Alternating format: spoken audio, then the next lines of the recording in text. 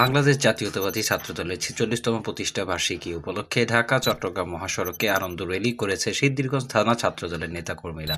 শুক্রবার ৩ জানুয়ারি বিকাল সিদ্ধিরগঞ্জ থানা ছাত্রদলের সাবেক সাধারণ সম্পাদক শাহাদাত হোসেন রনির নেতৃত্বে ঢাকা চট্টগ্রাম মহাসড়কে সিদ্ধিরগঞ্জের মৌচাক বাসস্ট্যান্ড থেকে র্যালিটি শুরু হয়, মহাসড়কের শিমরেল মোড়ে গিয়ে শেষ হয়। র্যালি শেষে এক সংক্ষিপ্ত সভায় শাহাদাত হোসেন রনি বলেন, সিদ্ধিরগঞ্জ থানা ছাত্রদলের পক্ষ হতে দেশবাসীকে ছাত্রদলের ৪৬তম প্রতিষ্ঠা বার্ষিকীর শুভেচ্ছা জানাই।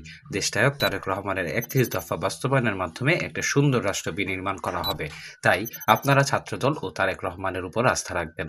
এ সময় উপস্থিত ছিলেন সিদ্ধিরগঞ্জ থানা ছাত্রদলের সাবেক সহ দপ্তর সম্পাদক রজব হাওলাদার ফাহিম, নং ওয়ার্ড ছাত্রদলের সাবেক সভাপতি শরীফুল ইসলাম, সাবেক সহ সভাপতি আসিফ, সাবেক সাধারণ সম্পাদক আফজাল হৃদয় প্রমুখ।